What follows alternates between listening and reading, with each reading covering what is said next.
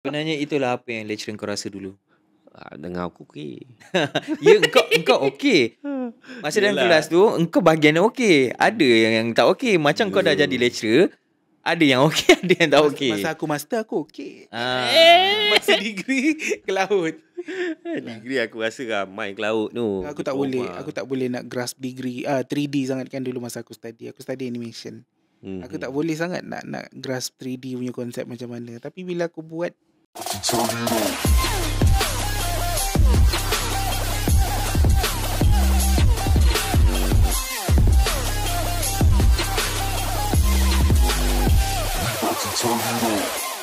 Assalamualaikum warahmatullahi wabarakatuh dan selamat sejahtera anda kembali bersama kami di BBTB Podcast.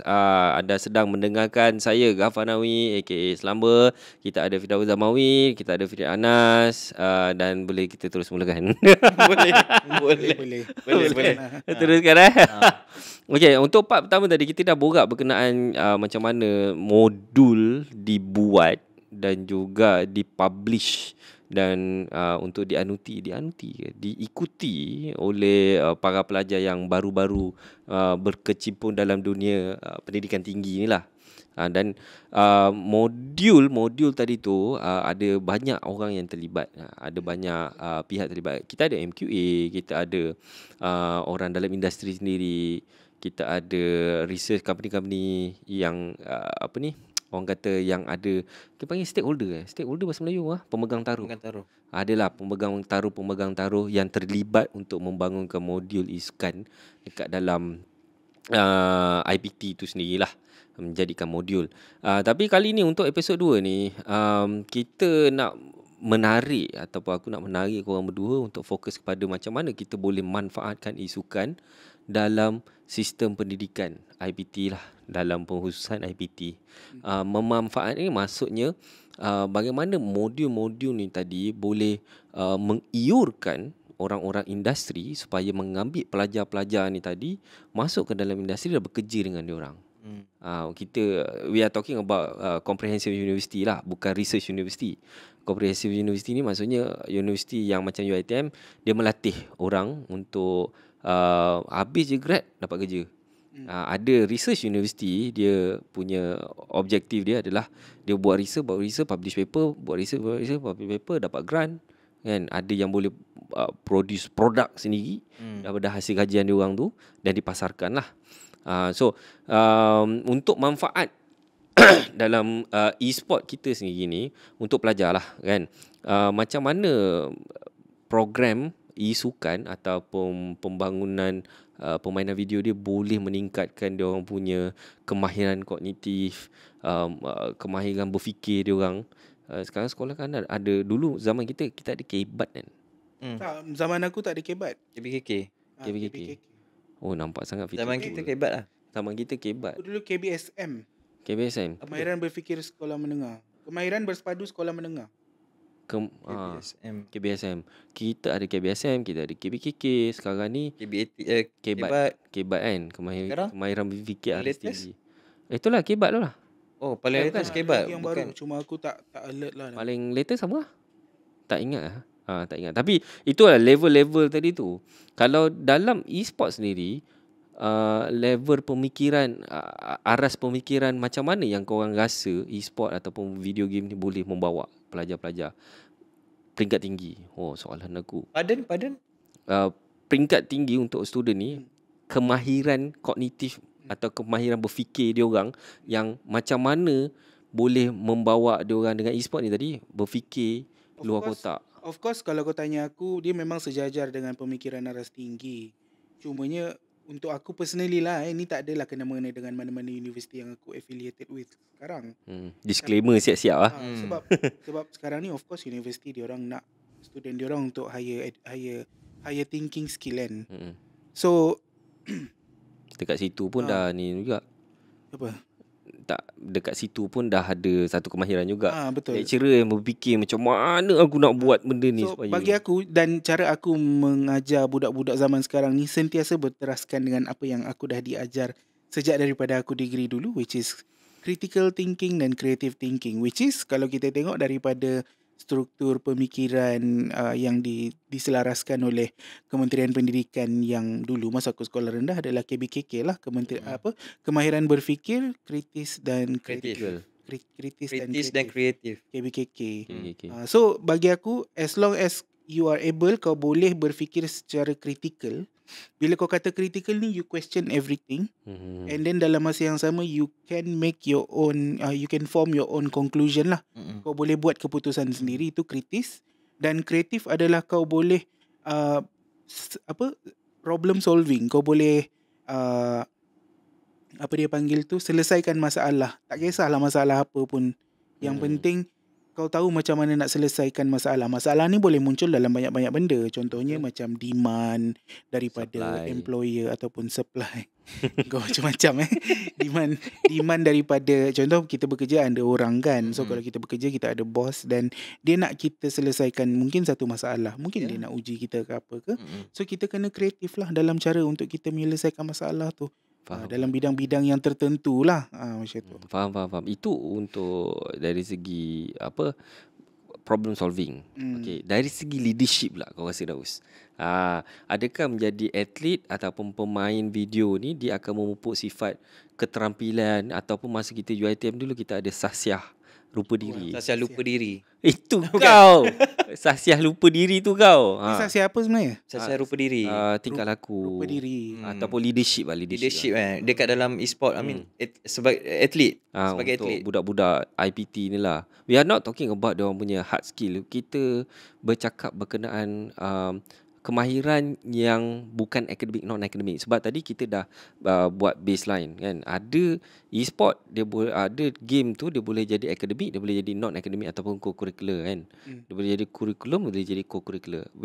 Sekarang ni aku nak bawa ke co-curricular yang melatih sifat kepimpinan. Setuju tak? Setuju. Kenapa? Sedikit sebanyak dia akan melatih kita punya leadership skill dekat. Pada engkau leadership tu apa? Kepimpinan. Dia macam translate. Dia translate. Direct translate.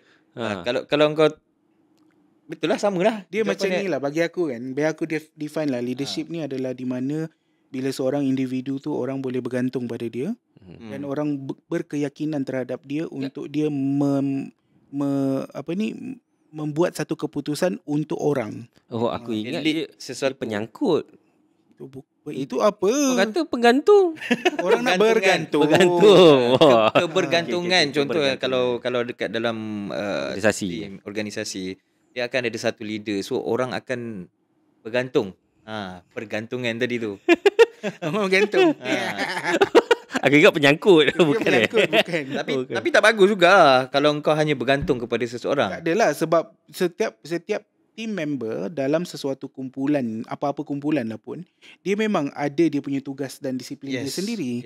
So contoh dalam contoh kau seorang manager kan, manager adalah seorang leader. Dan kau kena ada kebolehan untuk decide. Okay, contohnya si A, si B ni, macam Ghaffar, kau kerja apa? Contoh kalau aku leader, Ghaffar kau kerja dalam bidang apa? Daus kau kerja dalam bidang apa? Contoh macam tu kan. Itulah leadership. Okay.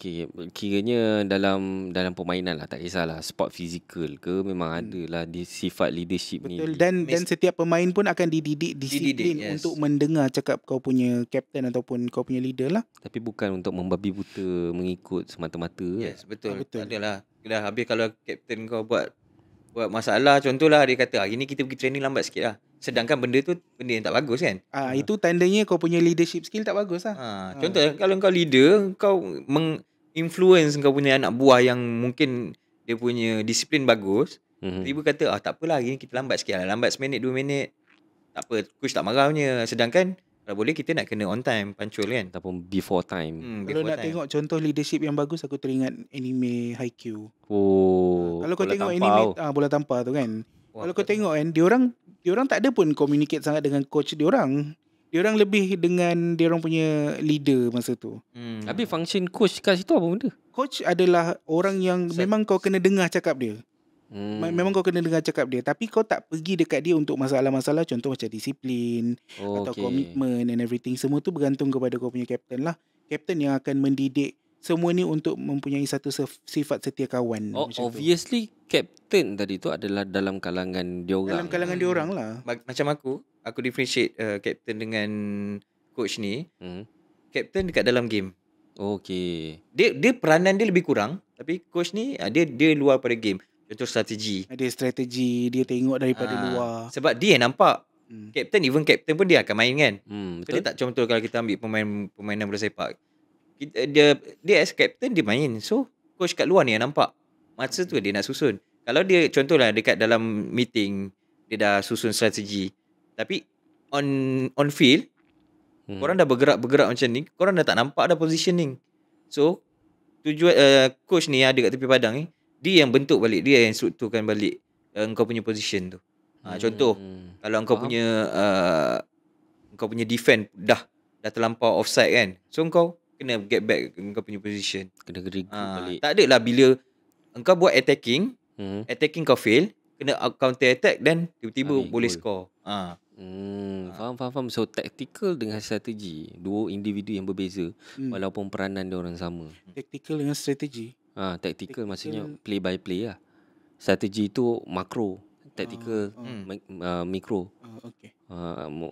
Nak kena explain makro mikro.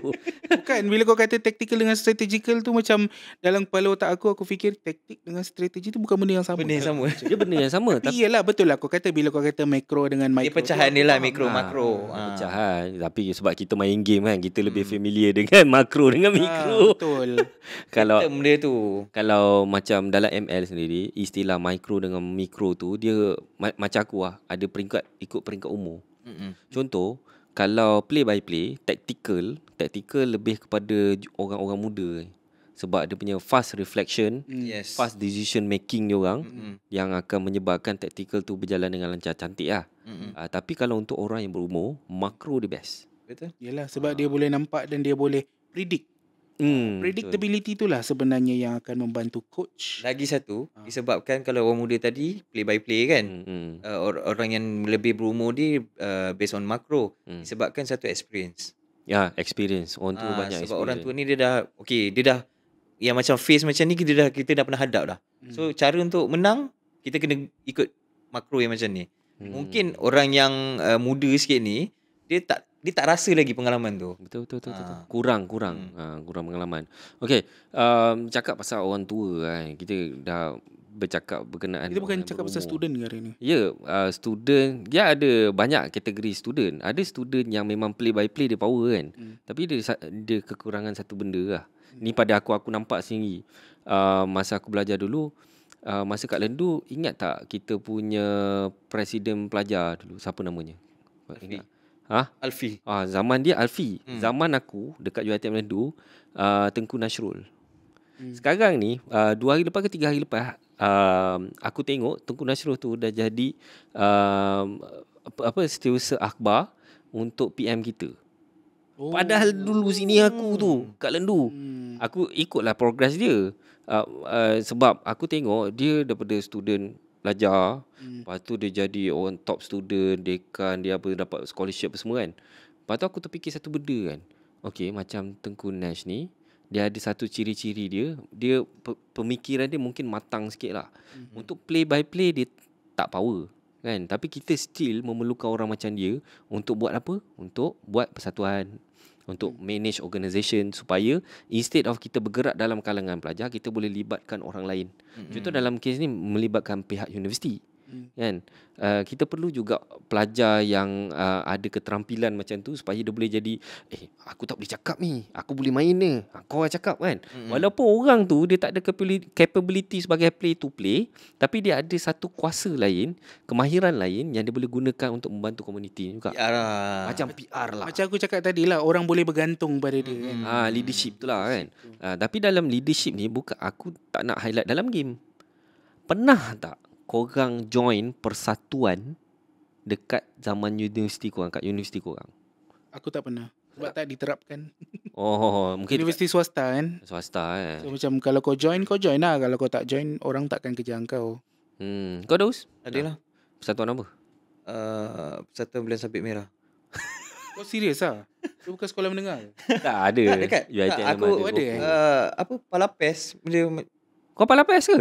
bukan Palapes. Apa yang lagi satu dia Polapol. bukan. Sosis. Itu Menda. Sosis. Alah aku tak ingat lah. Kesat. Kesatria, Kesat. Oh. So aku join lah. Kesat. Dia Kesatria ni dia macam ni lah. Dia ada apa APM, ada bomber, ada bulan sabit merah, unit curriculum. unit curriculum. Tapi dekat dalam dia khas untuk UiTM saja, dia ada kesatria ni. Siapa yang rasa macam tak nak masuk PBSM, tak nak masuk bomber, tak nak masuk JPAM, tak nak masuk apa lagi Cadet lah. masuklah ni. Dia sebab kesatria. aku ni dah lain topik lah. Tapi aku sebab kesatria ni macam kita orang dekat UiTM curriculum dia ada 3 sem. Betul? So kalau engkau ambil macam Persatuan Bulan Sabit Merah tak silap aku, Ya. 3 sem tu akan benda yang sama Betul, sama. Tapi kalau engkau ambil kesatria, untuk 2 sem next tu kau boleh ambil sukan lain. Ya, bola ke, badminton badminton ke, bola tampar, pingpong, takraw. Macam tu. Macam aku, sem pertama aku ambil kesatria, sem kedua aku ambil bola sepak, sem ketiga aku ambil debate. Tapi dia ada apa orang kata, kalau kau mesti nak continue dengan kesatria tu boleh je, tak ada masalah. Tapi kau kena berkawat selalu lah. Ya betul. Sebab dia training kau dia ada uniform dia orang sendiri, allowance dia orang sendiri, dapat duit. Itu untuk kesat lah. Masa kau dekat kesat dulu sempat tak join dia orang punya aktiviti yang aku tak sekarang ni aku tak panggil benda tu merapu tau. Contoh macam kau pergi meeting ke, ada buat gathering meeting untuk event ke. Tak ada. Tapi kalau itu untuk curriculum kan. Tak ada. Tapi kalau aku terlibat untuk kalau aku kan business management, major in insurance kan. Kita orang ada under fakulti nama ni club fakulti. Club fakulti tu nama dia MIND. MIND. Ni insurance club lah. Kau pernah jadi YDP ke apa? Tak. Aku tak pernah jadi YDP, tak pernah pun jadi ahli-ahli jawatankuasa ni, tak pernah. Ahli nujung ahli biasa je lah. Tapi kebanyakan kawan-kawan aku sebab yelah dia orang sini satu sem je. Di sini satu sem je dengan aku. So macam kita orang rapat lah. So apa aktiviti yang dia orang buat, aku akan dapat tahu dulu. Compare dengan ahli-ahli lain sebab kita rapat. Ini just aku nak share macam dekat Lendu tempat kita dahulu, protokol dia masih sama kan. Kalau kita nak buat event, kita kena minta satu tabung tapar. Pernah dengar? Dahulu memang tahulah UiTM, kalau kau nak buat event kau kena buat proposal. Pergi dengan lecturer kau, pergi kat mesyuarat tabung tapar tu untuk dapat dana. Kau apply contoh 5,000, dia akan bagi half ataupun 1/3 ataupun lagi kurang lah. So dekat sini aku just nak share masa Lendu aku tak pernah jadi pegang jawatan tinggi-tinggi lah. Sebab aku kelab dekat luar, bukan bukan sebab gayat tinggi. Aku sebab masa kat Lendu tu, walaupun aku ambil bomber daripada part 1 sampai semester 1. Kau pengakap ke? Pengakap tak ada dekat Lendu. Tak ada. Oh, tak ada. Sedih tu time tu lah. Tapi memang kesedihan tu ada kat situ lah. Tapi aku cari benda lain yang serupa dengan pengakap, yang ada uniform dia sendiri. Aku join silat. Tapi dekat silat ni sama macam satuan lain, dia bergantung pada seniority. Bila kau sampai satu perk tu, kau nak naik atas tak boleh sebab kau ada senior kau lagi seorang yang jadi YDP and YDP itulah. So aku sempat hanya pegang exco saja. Nak buat event apa semua, kami lah yang kena organize exco ni lah. So aku pegang bahagian exco media, buat design poster, buat benda-benda tu lah. Yelah sebab engkau pun daripada communication kan. Bila kau sebut pasal exco media tu, aku teringat masa aku kerja as lecturer dulu dekat satu universiti swasta ni pun, bila ada event tu aku hanya akan jadi supervisor untuk media. Tak, aku tak adalah marah diorang macam tu. In my case aku sendiri yang minta. Kau minta kan? Itu strength aku kan. Sebab kat sini aku cuba, kalau contoh diorang bagi aku kerja yang aku tak boleh nak buat, okey aku anggap benda tu satu benda baru yang aku belajar. New challenge lah kan. Kalau diorang bagi satu benda yang aku boleh buat, confirm boleh buat punya, aku anggap benda tu tugas lah. Kiranya tak payah belajar benda baru, aku just buat benda tu. Kerja yang instead aku belajar kena buat 3-4 jam, aku boleh settlekan benda yang aku dah selalu buat ni mungkin sejam, setengah jam. Dia akan jadi mahir kat situ kan. Bila aku degree pula, sama juga, aku masih terpaksa aktif dalam persatuan ni juga. Tapi macam kau tadi, persatuan kecil dekat under business, ada satu lagi kelompok kecil untuk insurans saja kan. Itu orang publishing. Paling tinggi time tu lah. Aku tak dapat nak jadi YDP disebabkan term aku dah nak habis. Masa aku part 6, time tu pemilihan baru dia orang buat, aku dah tak boleh pegang YDP. So aku kenalah jadi nombor 2, second man. NYDP. Jadi NYDP untuk persatuan yang kecil ni, aku kenal siut muka ahli-ahli ni. Kau kira lah, satu kelas aku cuma ada 7 orang je. Atas aku, bawah aku ada berapa? Atas aku tu batch Atika tu, satu kelas aku kenal. Dia jadi macam alamak, kecil lah. Dia nak buat program, kena naik tabung tapar, pergi pitch lagi, kena tulis proposal, benda yang sama. Dan kalau aku tak ada kalau e-sport ni tak ada kan, leadership tu still boleh dibentuk lagi without melibatkan diri dalam e-sport punya bidang lah. Betul. Tapi wadahnya berbeza. Hakikatnya kena ada persatuan, walaupun persatuan tu kecil untuk e-sport ni.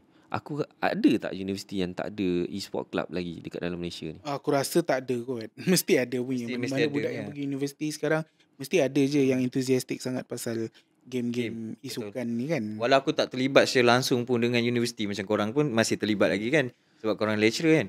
Macam aku yang tak terlibat pun aku nampak dekat Facebook ke, dekat Twitter, ada juga posting-posting. Kalau ada pun, kalau tak ada pun universiti yang tak ada club, mungkin universiti tu mungkin masih kecil. Dia belum boleh produce lagi dia punya wakil-wakil sendiri kan. Dulu ini satu, bila aku survey dekat MSL punya championship tu kan, ada satu universiti tu daripada UTP, Universiti Teknologi Petronas kan. Aku tanya dia orang punya coach lah, macam korang datang sini kan, universiti ada tolong-tolong tak? Tak ada sendiri semua sendiri. Mungkin adalah universiti yang bagi fund, adalah universiti yang tak bagi fund, betul tak? Universiti yang aku mengajar yang tu pun sama, tak ada. Ya. Tak ada. Aku bukan boleh minta ke? Aku nak tanya. Dia propose tak? Itulah aku cakap. Tak ada persatuan yang pergi propose. So diorang sebab diorang minat diorang. Should be diorang dah ada satu community yang boleh try untuk buat proposal untuk pergi pitching. Aku kan dulu masa aku kerja lecturer full time kan, aku selalu ingatkan student aku, if you guys want to do something yang melibatkan benda-benda luar ataupun korang perlukan duit, write up proposal, pergi dekat student affair, diorang boleh tolong. Student affair tu dia guna kat situ tu adalah untuk membantu korang untuk mencari dana. So kalau korang tak boleh cari, korang boleh je cari dana dekat luar. Betul. Student affair, pergi dekat student affair. Kalau tak student affair, kau pergi dekat kau punya faculty, kau pergi tanya kau punya head of school ke, kau punya kau punya dekan ke apa ke, kau pergi minta advice daripada dia. Mungkin dia tak boleh buat apa-apa, tapi mungkin at least dia boleh bagi surat. Yes, betul. Surat sokongan ke apa ke. Aku teringat Munton, dia ada program MSL tu, Munton Student Leader tu. So aku carilah student kat universiti aku mengajar tu untuk hantar jadi wakil universiti pergi ke Munton ni. Jadi dia orang ada training lah, orientation. Dia bagi tahu macam mana nak buat proposal, macam mana nak cari sponsor, macam mana nak tarik crowd, nak buat marketing apa semua kan. So aku punya expectation, habis je orientation tu dia boleh terus start kan, tanpa aku punya input yang terlalu banyak. Masalahnya student, kau faham tak? Tak fokus. Aku kena hentak dulu baru. Hentak dulu baru nak gerak. Dia macam pahat dengan penukul lah. Sekali ketuk sekali jalan. Itulah bila apa ni, orang tak ada basic in leadership. Sebab leadership ni adalah satu skill yang kita kena develop. Betul. Tak semua orang. Mungkin adalah orang yang berbakat. Aku pernah lah jumpa orang seumur hidup. Aku jumpa orang-orang yang memang kau tak perlu apa-apa pun dia dah ada kebolehan. Benda tu dah ada dalam diri dia. Betul. Mungkin itu daripada family dia. Betul. Tapi itu very rare tau. Sangat rare. And aku boleh mengakulah, aku kata masa aku membesar dulu aku pun tak ada leadership skill. Tapi insyaAllah kalau kau bagi aku sekarang, mungkin aku boleh buat lah. Sebab benda tu dah develop. Especially kau, kalau macam aku dah mengajar lebih, ni dah masuk tahun ke-10 lah. So aku rasa kalau kau bagi aku 10-20 orang pun boleh jalan lah. Boleh dibentuk lah. Selagi mana diorang nak dibentuk. Yelah, macam kau terlibat dengan engkau jadi leader, yelah kita orang Melayu kan. Kau lead bangsa sendiri. Macam masa aku dekat Top Glove dulu, kau bayangkan as a leader kau kena lead foreigner. Yang tak faham bahasa Yang tak faham Melayu, bahasa. bahasa Inggeris pun. Bila kita cakap A, dia buat B. Sekali ketuk, sekali jalan. Sangat susah, sangat mencabar. Ni kalau cerita different language, different race. Tapi mana-mana pun sama juga. We are dealing with humans kan. Yes. Tapi itulah macam aku cakap tadi, menjawab soal apa kau punya statement tadi tu kan, yang pasal deal dengan international tu kan. Aku sebagai lecturer pun memang dihadapkan dengan international student juga setiap semester. So macam aku cakap tadi, kritis dan kreatif kan. So dekat situ, instead of kau berfikiran secara kritis, dekat situlah kau boleh apply kan. Tu satu masalah kan. Kau apply benda tu secara kreatif. So apa aku buat, sama ada aku introduce diorang ataupun diorang sendiri dah ada translator, ataupun aku gunakan relationship aku dengan student-student aku yang lain supaya aku boleh gunakan diorang, bukan gunalah, aku boleh minta tolong diorang untuk translatekan untuk aku dalam konteks yang lebih mudah untuk aku faham. So diorang jadi translator aku. So kalau ada 10 student, seminggu ni ni turn kau untuk jadi translator aku. Minggu depan turn kau untuk jadi translator aku. Kalau macam aku pula, aku lead by example lah, lead by action. Kalau kita buat dulu suruh orang tengok. Kalau kita nak communicate dengan dia, nak translator celah mana pula dia orang bahasa Urdu ataupun dia orang faham bahasa Melayu pun, dia macam bahasa yang terpusing-pusing kan. Kita cakap macam ni pun dia tak faham. So aku lead by example, lead by action. Aku tunjuk dulu contoh macam mana, so dia orang tengok, dia orang faham, dia orang akan faham sendiri. Sebab dia orang bukannya, kadang-kadang yang dia orang daripada Bangladesh ataupun Nepal ni, dia orang bukannya tak ada diploma ataupun degree. Dia orang ada juga, cuma pekerjaan kat sana yang tak ada. Faham, tu yang dicari rezeki kat. Itu yang aku nampak tau sebenarnya bila aku deal dengan orang yang mungkin bukan Malaysians lah. So aku tak boleh nak communicate dalam bahasa Melayu, dalam bahasa Inggeris. Bahasa Cina dengan bahasa Tamil, sorry lah aku tak faham. Tapi bila aku tak boleh nak communicate dengan diorang, walau aku tak adalah fikir macam diorang ni tak boleh buat kerja langsung, tak. Tak. Sebenarnya diorang kadang-kadang diorang boleh buat benda yang lebih baik daripada apa yang mungkin student lokal boleh buat. Betul. Dan kadang-kadang diorang boleh buat lebih baik daripada apa yang aku tunjuk. Sebab manusia ni dia equal. Tak semestinya dia tu tak belajar, contohlah dia tak belajar sampai tinggi diploma, degree, dia SPM level dia contoh. Tak semestinya dia tak boleh buat apa yang kita buat. Betul. Tak semestinya apa yang kita cakap tu dia tak faham, dia tak boleh faham dalam konteks bahasa dia. Nak membentuk manusia, membentuk seorang pelajar menjadi cemerlang, cabaran dia. Bukan setakat pelajar lah, manusia lah senang cerita kan. Cabaran dia, Masya Allah. Aku pernah dekat dalam kelas, aku duk explain 3-4 kali benda yang sama. At the end of semester, dia orang still tak buat juga. Kau nak apa? Nak sampel, aku dah bagi sampel. Kau nak apa? Tutorial tepi-tepi habis kelas, aku dah bagi. Kawan-kawan dia boleh buat, datang dekat dia tak boleh buat. Weh, aku rasa heartbroken gila-gila. Sebab apa tahu? Aku dah hempas pula berguling-guling aku mengajar kau ni, kau masih tak dapat lagi. Kau nak aku buat apa? Sebenarnya itulah apa yang lecturer kau rasa dulu. Dengan aku okey. Ya, engkau okey. Masa dalam kelas tu engkau bahagian okey. Ada yang tak okey. Macam kau dah jadi lecturer, ada yang okey, ada yang tak okey. Masa aku master aku okey. Masa degree ke laut. Degree aku rasa main ke laut tu. Aku tak boleh nak grasp degree 3D sangat kan dulu masa aku study animation. Aku tak boleh sangat nak grasp 3D punya konsep macam mana. Tapi bila aku buat, dapatlah juga bare minimum. So aku punya markah pun bare minimum. Okey lah. Cukup makan lah. Orang tengok tak ada lah macam teruk sangat.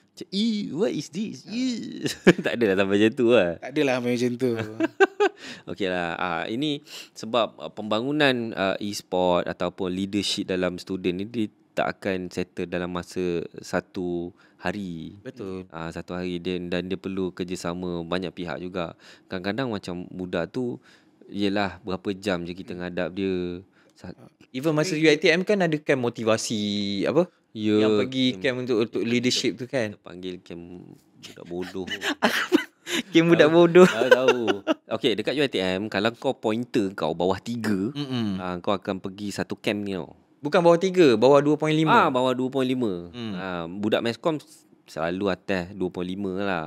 Jarang aku dengar budak Meskom pergi. Kalau budak Meskom yang pergi, itu pemalas. Dia bukan tak bijak, dia bukan bodoh, tapi dia pemalas. Sebab project base, kau kena rajin, bukan kau kena pandai. Jadi ada setengah course ni bawah 2.5, kau akan dihantar satu camp Kau pernah pergi ke camp tu? Camp budak bodoh nama dia. Kau pernah pergi ke? Aku pernah pergi. Konklusi dia pemikiran kreatif, kritis dan kreatif. Konklusinya apa? Konklusi dia sebab malas. Nasib baik. Betul. Sebab bagi aku lah, aku ratekan student dekat bila kau dah sampai APTS atau APTS, kau bukannya bodoh lagi lah. Ya. Tak ada orang bodoh pun dekat APTS ni. Beza dia effort dengan tak ada effort tu je. Ada yang mungkin pointer bawah 2.5, bukan dia tak pandai apa, cuma dia tak study. Dia tak buat Apa je aktiviti dalam tu? Tak. Ada arwah Cik Sahak lagi. Saya botol saya itu bunuh kesatria, harimau. itu kesatria. No. Okay. Ini biasa dia akan panggil macam orang daripada luar lah, mungkin ada army ataupun aku pernah masa tu ada dia macam agency manager untuk insurance company. Oh, dia bagi talk. Dia bagi talk. Oh. Dia tanya kenapa dia Kenapa bodoh kan. Kenapa kau ni bodoh? Serius lah? Tak ada lah dia cakap. Itu dia cakap. Wah, aku tiru dia. Tak adalah dia ceritalah pengalaman dia. Dulu dia pun pernah berada tempat yang sama. Sekarang income dia macam mana dia. Bagi inilah motivation. Okay. Dia sebenarnya tu camp adalah camp motivation, bukan camp budak bodoh. Gapa dia suka. Tak adalah, antara syarat untuk pergi camp tu adalah dengan kebodohan. Aku tak percaya bahawa itu camp bodoh, tapi kebanyakan bila digelar antara rules and regulation participant dia adalah pointer bawah 2.5. So aku macam takkan semua bodoh kena begitu. Dia tak bodoh lah. Kalau pointer kau 4.0, kau boleh request tak untuk pergi? Kalau nak sila kan, tak ada masalah. Oh, dia open lah untuk semua. Yes. Dia open, cuma wajib kepada 2.5. Wajib. Tibai kau. Dia memang tibai kau lah. Tapi kalau kau dah 4.0, kau pergi situ kau sebab benda tu semua kau dah apply dah. Jadi macam tu lah. Macam mana aku nak cakap kalau katakan leadership skill ni, macam ni kita nak pupuk. Bagi akulah, dia kena satu sesi yang formal. Formal maksudnya dia ada dia punya outline dia, apa dia punya kriteria, apa teori yang berkaitan, macam tu lah. So kalau tak ada benda-benda ni, tak kisah kau pergi universiti mana sekalipun, susah. tapi kau tak diterapkan, susah. Macam dulu aku masa study dulu, tak ada tau kos-kos yang menerapkan nilai-nilai leadership ni. Tapi adalah kelas-kelas yang di mana kita boleh take action dan kita boleh pupuk kita punya leadership skill kita. Cumanya dia bukan satu syllabus yang formal. Dia just cuma kata ini akan mendidik korang punya leadership, tapi tak diberitahu like how kita nak didik kita punya leadership, how kita nak communicate, how kita nak itu, how kita nak ini, untuk supaya kita jadi leader yang betul. So aku rasa benda tu adalah something yang memang kena terapkan, tapi dalam both dalam konteks praktikal, dalam konteks yang formal, dan dia kena ada proper syllabus dan outline untuk leadership. Mungkin output untuk e-sport punya program yang aku membayangkan ni adalah habis je program tu, kau dapat mengepalai satu pasukan ataupun menguruskan satu pasukan. Yang output dia mungkin keluar dekat media, newspaper ke. Aku ada soalan. As a leader kan, adakah engkau perlu lagi untuk pergi ke leadership program ni? Dia tak perlu pergi, tapi ada satu konsep dia panggil mentor. Yes, I do need a mentor. Benda tu penting. Sebab kadang-kadang dia jadi macam coach lah. Kau tak perlu orang 3-4 jam secara formal hentak-hentak kau macam tu kan. Bukan, maksud aku tadi bukan hentak-hentak lah, but in a classroom setting di mana ada instructor yang akan mengajar kau, macam ni nak jadi leader, macam ni. Bukannya pergi camp motivasi. Aku seorang yang tak percaya dengan camp motivasi sangat. Sama. Aku seorang yang memang rasa macam pergi camp motivasi ni bukan buat network. Bukannya untuk kau improve diri kau dengan jitu, faham tak? Sebab kau pergi tu, kau bukannya semua orang akan dengar apa yang motivator tu akan cakap. Walaupun masa aku study dulu, masa aku sekolah menengah lah, semua camp motivasi yang aku pergi memang aku akan excel. Sebab apa? Sebab aku suka dengar motivator tu bercakap. Kau tahu tak? Okay, aku nak cerita experience kita masa, ini short je lah. Masa aku pergi camp budak bodoh tu, aku dipanggil lagi camp budak bodoh tu. Yelah, aku bodoh masa tu. Bodoh, kau tak pergi belajar, pergi camp. Kau tak bodoh, kau malas. Lepas tu, okay, aku adalah seorang yang rebel tau kat sana. Kau bayangkan dia panggil, aku tak tahulah, askar ke, wataniah ke apa, dia suruh kita train Macam askar. Kau dah berguling dekat atas tar tengah panas sampai luka-luka. Kau tahu, masa tu aku punya rebel sampai aku kira macam aku mengamuk kat situ. Sampai HCP datang turun untuk nak settlekan dengan, sebab bagi aku engkau sekarang ni tujuan kau dekat sini adalah untuk apa? Kenapa perlu? Yes, kenapa engkau perlu ada training macam askar ni untuk apa sebenarnya? Tahan-tahan tak tidur malam. Sebab aku as a pelajar, yes, mungkin aku tak belajar dengan betul sampai aku kena pergi camp, tak dapat pointer 2.2. Should be engkau kena ajar modul kat dalam tu, should be. Betul lah. Kan? Macam aku cakap tadi lah. Pengurusan masa. Kena ada betul formal lah. Ini kenapa kau nak kena pergi berguling? Lepas tu apa yang rest? Komando rest. Kenapa nak kena buat benda macam tu? Sedangkan aku bukan nak apply for askar. Bukan nak apply for Wataniah. Aku masa tu aku rebel betul-betul. Sampai orang yang jaga tu aku bahasa dengan bahasa yang tak betul lah. Sampaikan HCP turun untuk discuss supaya tone down sikit benda-benda event-event tu. Aktiviti kat dalam tu. Disebabkan nasib baik tak kena dismiss. Tak ada. Kenapa dia nak kena dismiss aku? Sebab aku rasa tak patut dan tak perlu benda tu. Kadang-kadang modul ni kadang-kadang aku terfikir lah, ada orang setengah kan buat modul pakai buntut tu. Apa dia nak ragging? Dia nak ragging student ke apa? Mentang-mentang kau askar. Macam marah pula. Mentang-mentang kau askar apa? Kau nak ragging. Nak ragging. Ragging boleh ke? Ragging apa? Tak tahu. Ragging tu dia reading. Ragging. Faham. Ini menarik kita punya perbincangan ni sebab kita pun kaitkan zaman kita belajar. Lagi satu aku nak tanya tadi kan. Kalau engkau as a leader, adakah engkau perlu untuk pergi program leadership lagi Sebab apa lah aku tengok masih ada leader yang dia tak lead by example. Dia leader yang senang cerita, leader yang tak patut tak perlu ada. Macam aku relatekan dengan kes yang terbaru. Yang apa? Ketua balai curi 300,000 itu pecah mana? Yes, pecah mana. Tapi mana is leadership? Engkau as a ketua balai. Tak?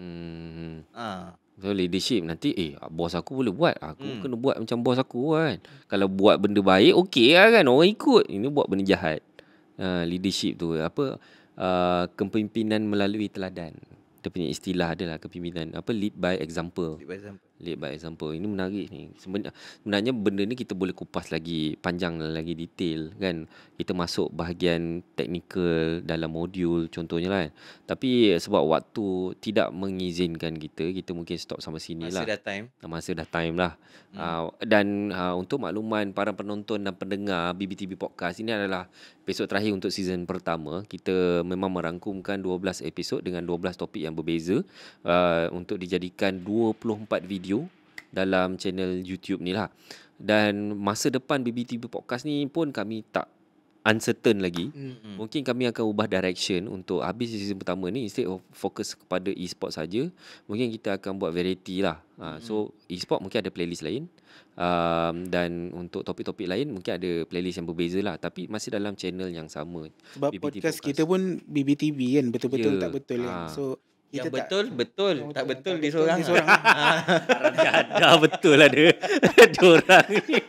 So kita tak nak kita tak nak melimitkan vision kita kepada tu je lah. Mungkin audiens ada idea. Ya, betul.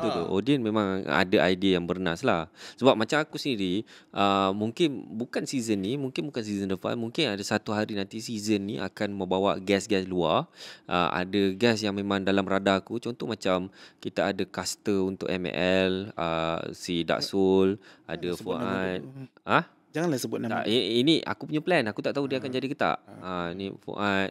Lepas tu kita ada by this podcast dah release, mungkin dia dah jadi ex Muntun Marketing Manager, Arif Syahir. Lepas tu dah jadi ex lah. Kemungkinan lah. Sebab dia last 27, tak tahulah dia ada counter dengan Muntun ke tak.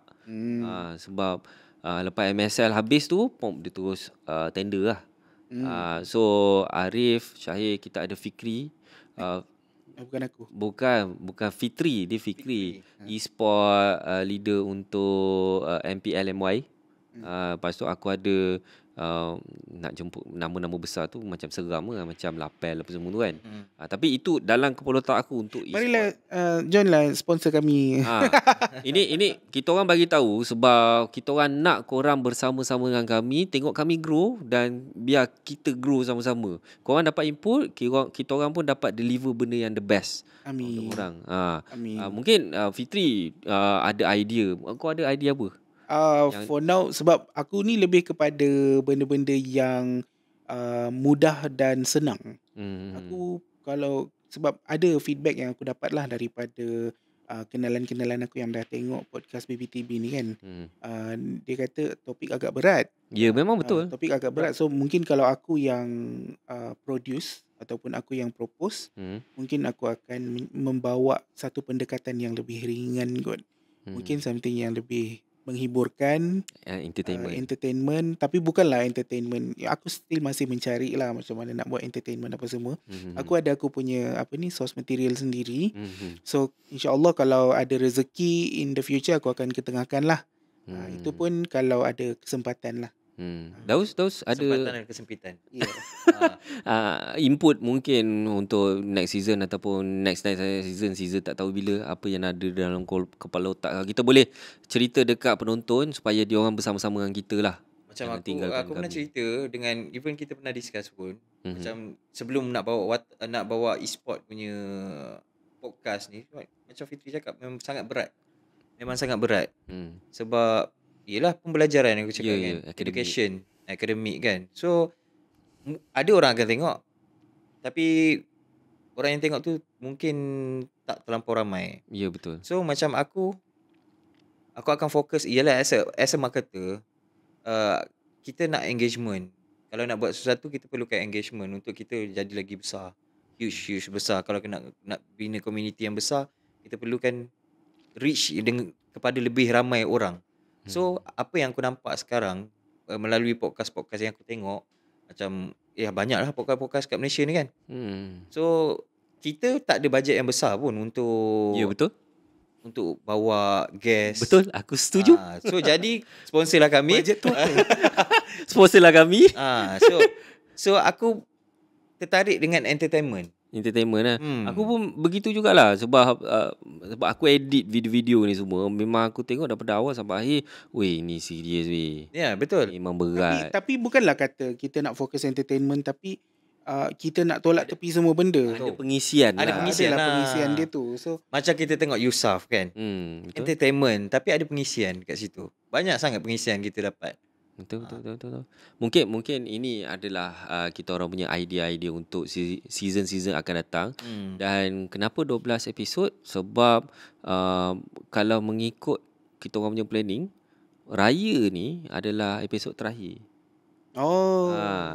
Ikut planning lah 1 hari bulan 4. Ini Raya lah. Sebab kita buat rakaman ni awal bulan puasa ni, kita orang limitkan masa untuk recording, lebihkan banyak berzikir. banyakkan baca Quran. Banyakkan baca Quran. Bukan banyakkan tidur Even sekarang ni pun kita record malam kan, lepas buka kan. So banyak limitasi kat situ. Mungkin untuk season 2 ada idea baru. Mungkin visi dan misi kita akan berubah lah. Sebab biasalah first thing first memang sampah. Okay, mungkin kata sampah tu tak adalah sampah, cuma banyak improvement yang kita boleh buat lah. Okay. Macam aku cakap tadi, e-sport ni adalah satu benda yang sangat berat kan. Sekarang ni kita akan beralih arah. Tapi kita tak matikan langsung e-sport ni. Mungkin ada viewer kita yang berminat lagi untuk, betul, kata kenapa BBTB tak buat balik podcast berkenaan dengan e-sport. So kita akan buat balik semula kan. Kita akan wujudkan balik. Kita akan tengok demand lah. Demand. So korang sebagai viewers, tentukan demand korang untuk kami serlahkan untuk korang. Oleh itu, marilah kita sama-sama menutup podcast ni dengan tasbih kifarah. Ada. Kita akan bertemu lagi dalam season akan datang dengan new idea, new perspektif untuk BBTB Podcast. Sehingga bertemu lagi, saya Ghafar Nawi aka Slumber signing off. Kita ada ada Firdaus Damawi aka Divos. Kita ada Fitri Anas aka Tri. Kami mengundurkan diri. Segala ampun, maaf, salah bahasa, minta halal apa semua. Apa aku berrepeat ni kan? Minta maaf. Minta maaf segala kasar bahasa tercarut yang aku terlupa nak bleep dekat dalam editing tu. Minta maaf. Mungkin kata-kata terakhir daripada korang. Okay lah, aku dulu lah Season. So thank you so much lah kalau ada yang dah tengok sepanjang 24 part yang kita buat, 12 episod. Aku betul-betul bersyukur dan berterima kasih lah. Syukur pada Allah. Tapi berterima kasih dekat korang lah sebab sanggup untuk play video ni sepanjang-panjangnya. Dan aku nak mengucapkan selamat Hari Raya. Maaf zahir dan batin. Maafkan kalau ada salah cakap ke, tersinggung ke apa ke. Mungkin it's in the moment kan. So kita mungkin tak berniat pun nak offend siapa-siapa. So itu daripada aku. Okay Daus? Okay, terima kasih kepada semua penonton BBTB podcast ni. So aku sebagai co-host dekat dalam rancangan ni, aku nak berterima kasih kepada viewers lah.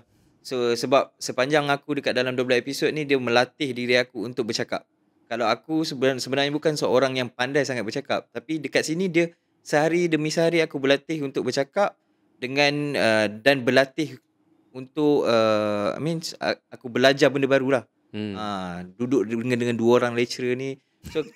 So yang masuk air. Siapa-siapa nak borak dengan kita orang, datang borak dengan kita orang. So aku harap korang still support kita orang. Thank you yang dah view, yang belum view tu nanti insyaAllah korang mungkin akan terview juga video ni nanti. InsyaAllah. Amin. Okay, itu saja. Kita jumpa nanti season depan. Bye. Adios.